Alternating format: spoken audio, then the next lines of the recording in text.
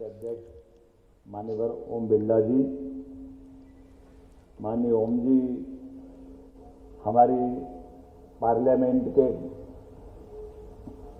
अभी जिस प्रकार से हमने उनको यहाँ महसूस किया है और अब दूर से जब हम देखते हैं, वास्तव में कई अवसर पर पार्लियामेंट को देखने का मौका मिला है, लेकिन बड़े से बड़े विषयों पे जितनी सरलता के साथ पक्ष विपक्ष को आपने अपने साथ खड़े करके हमारी संसदीय कार्यप्रणाली का, ये लोकतंत्र का सबसे बड़ा मंदिर का जो मान बढ़ाया, मैं आपका मध्यप्रदेश की धरती पर अभिनंदन करता हूं, स्वागत करता हूं, वंदन करता हूं। क्या पक्ष क्या विपक्ष सब सम्मान के साथ और सहजता के साथ जिस ढंग से आपके उस हर एक स्टेप का, हर एक भाव का और जिस प्रकार से आपने प्रत्येक संसदीय कार्य की व्यवस्थाओं को जिसने आपने बांटा है, मैं वास्तव में आपका हृदय से आभार मानता हूं। और मुझे लगता है कि वास्तव में एक आदर्श अध्यक्ष कैसे हो सकते हैं, ऐसे व्यक्तित्व का अगर कोई चित्र बनाएंगे तो वह आपका परिलक्षण होता दिखाई देता। मैं आज के इस अवसर पर समादरणीय माननीय नरेंद्र सिंह जी भाई साहब, जिनने अभी अपना विषय रखा, कितना धीर गंभीर व्यक्तित्व, ऐसा लगता है बड़ा विशाल समुद्र में कोई तैरता हुआ जहाज अपनी मस्तानी चाल के साथ सने सने अपने मुकाम तक पहुंचते पहुंचते एहसास कराता है अपने विषय के गंतव्य लक्ष्य की तरफ। आपका इतना धीर गंभीर व्यक्तित्व, इतना अलग प्रकार का आपका अनुभव, मैं तो भाग्यशाली हूं जिनके मंत्रिमंडल में भी सारे मंत्रीगण इसी प्रकार के जो कभी भारत सरकार को गौरवान्वित करते थे, वो अपने इस मंत्रिमंडल में मेरे साथ है। और आपका इतना विराट व्यक्तित्व जो आप हमारी सदन की गरिमा बढ़ाएंगे, मैं आपका भी वंदन करता हूं, अभिनंदन करता हूं माननीय नरेंद्र सिंह जी का। और इस अवसर पर और सौभाग्य की बात है, 8 बार से लोकसभा विधानसभा में जो आप महाना जी सतीश जी, और इतनी बड़ी विधानसभा और विविध प्रकार के अलग अलग अवसर पे आपने उनके साथ सदस्य करके अपना समय गुजारा।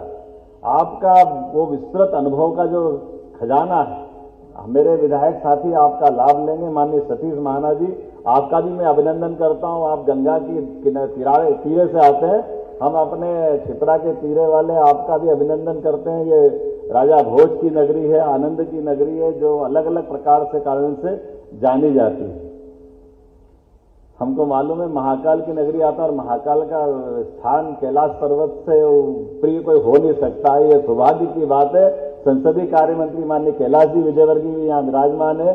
मैं आपका दोनों तरह से, एक वरिष्ठ मंत्री होने के नाते से भी, संसदीय कार्य मंत्री होने के नाते से, और आपका भी जो लंबा अनुभव है सब प्रकार के लोगों को साथ चलने का, निश्चित रूप से प्रबोधन के कार्यक्रम में मैं आपका भी अभिनंदन करता हूं। माननीय उत्पल जी, माननीय उमंग सिंगार जी, उमंग जी भाई ने भी मौका छोड़ा नहीं है।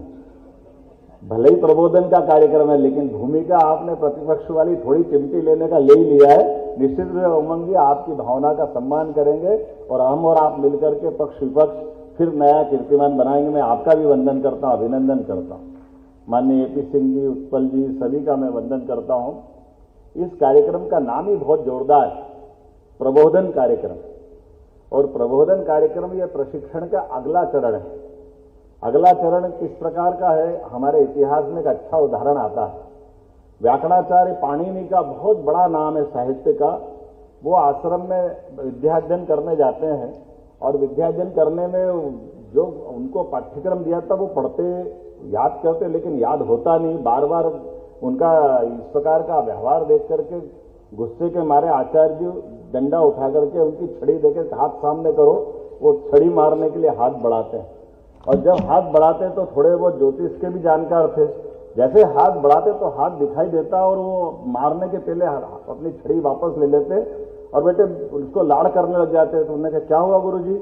बोले बेटे तेरा कोई दोष नहीं। बोले क्यों दोष नहीं गुरुजी, मेरे को बताओ। बोले तेरे हाथ में विद्या की रेखा ही नहीं है। तो ये विद्या की रेखा क्या होती है? तो उन्होंने कहा नहीं बेटा चिंता मत करे, तू तो बस अब तेरा काम जो करना करता रहे, ये विद्या का मामला तेरे बस का नहीं है। तो उन्होंने कहा बताओ मेरे को कहाँ होती, क्या होती? जैसे वो हाथ में बताते कि ऐसे ऐसे होती। बोले मैं अभी आया। अंदर जाते और चाकू से अपने हाथ से लाइन बना के आते और कहते ये लाइन बन गई, और उसके बाद दुनिया में उनसे बड़ा कोई व्याकरणाचार्य या अपने ज्ञान का बड़ा कोई इतना बड़ा नाम नहीं जो अपने हाथ से अपनी लकीर बना लेते। तो प्रबोधन का अर्थ ये कि प्रशिक्षण के पहले हम उस विषय में डूब जाएं, हमारे आचरण में, व्यवहार में, ज्ञान में, अपने सभी प्रकार के अपने सूक्ष्म शरीर, बाह्य शरीर, दूसरे का एकाकार करने का जो भाव अगर अपन धारण करते हैं, इसका मतलब प्रबोधन का है। और मैं उम्मीद करता हूं माननीय अध्यक्ष जी, जो आपने कहा है कि निश्चित रूप से ये प्रबोधन के बाद मैं माननीय अध्यक्ष जी आपसे निवेदन करना चाहूंगा कि आप एक प्रशिक्षण का शिविर भी चालू करें, क्योंकि 1985 के बाद अभी प्रशिक्षण बाकी है। ये प्रबोधन का तो कार्यक्रम हुआ है, अपने नए सत्र के बाद हमारी सभी कार्य प्रणाली से समझाने का जो अभी उमंग जी ने बात कही है, अलग अलग सत्रों के माध्यम 1 दिन का 2 दिन का आप प्रशिक्षण दिलवाएंगे तो मुझे लगता है कि ज्यादा समीचीन होगा। एक और बात आपने जो कही है कि हमारे लिए अपनी नई विधा के आधार पर अपने आधुनिक संसाधन के साथ विधानसभा को भी आगे बढ़ाना चाहिए, तो निश्चित रूप से जो आपने कहा है वो पूरा का पूरा, यही से मैं आपकी बात पूरी मानता हूं कि मध्य प्रदेश सरकार आप जो प्रस्ताव देगी निश्चित रूप से हम उसके साथ रहेंगे। इसमें जो धनराशि लगेगी राज्य सरकार देने के लिए तैयार रहेगी। मैं माननीय नरेंद्र सिंह जी भाई साहब आपकी बात यही कहता हूं। उसके अलावा भी एक आपने कहा कि एमएलए रेस्ट हाउस का, तो निश्चित रूप से एमएलए रेस्ट हाउस का भी नया प्रस्ताव दे करके ये सारे के सारे विधायक साथियों को उसकी सुविधा भी हम देने का प्रयास करेंगे। आज के इस अवसर पर क्योंकि हमने अपने इस खास करके मैंने प्रबोधन की बात कही, तो एक उदाहरण और जरूर देना चाहूंगा, वो हम सबके लिए उसी प्रकार का होगा जो महर्षि पाणिनि जी को हमने नहीं देखा है, लेकिन लोकतंत्र के मंदिर में पहली बार पार्लियामेंट के दरवाजे पे खड़े होकर के यशस्वी प्रधानमंत्री ने जो लोकतंत्र के मंदिर के होने के नाते से मस्तक टिका करके जो एहसास कराया, इससे बड़ा प्रबोधन आज के लोकतंत्र का नहीं हो सकता। माननीय नरेंद्र मोदी जी को स्मरण करें, जब वो लोकसभा में पहली बार गए और अपना शीश नवा करके इस लोकतंत्र के पावन मंदिर का जिस प्रकार से उनने सम्मान किया, वो हमारे लिए सदैव पाथे रहेगा। हम उनका अभिनंदन करते हैं और हमारे सबके लिए जीवन में ये पाथे रहेगा कि लोकसभा हो या विधानसभा, हम एक बड़ी आबादी के माध्यम से लगभग 3 लाख या 2.5 लाख से ज्यादा वोटर का एक बड़ा हमारे पीछे उनका सबका मान सम्मान भाव, उनका विश्वास लेकर के विधानसभा में आते हैं। और विधानसभा में आने के बाद निश्चित रूप से हम अपने दोहरे रोल में रहते हैं। हमारी अपनी विधानसभा का दायित्व तो हम पे है ही, उस विधानसभा के साथ साथ प्रदेश की बेहतरी का दायित्व भी, ये उत्तरदायित्व भी हमको होता है। इसलिए हम पूरे प्रदेश की बेहतरी के लिए, अपने क्षेत्र की बेहतरी के लिए और इनको सबको मिलाकर के हमारे अपने इस देश की लोकतंत्र के उस पावन मंदिर का सम्मान करने के लिए उस बड़ी भावना के साथ अपने इस विधानसभा में प्रवेश करते हैं। निश्चित रूप से इस कारण से हमारे अपने जीवन में कई नए पाठ सीखने के लिए भी ये पाठशाला की तरह काम आती है।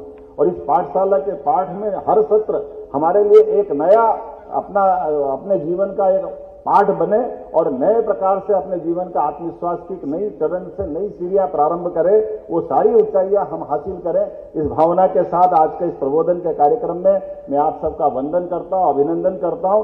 बहुत बहुत धन्यवाद। भारत माता की जय।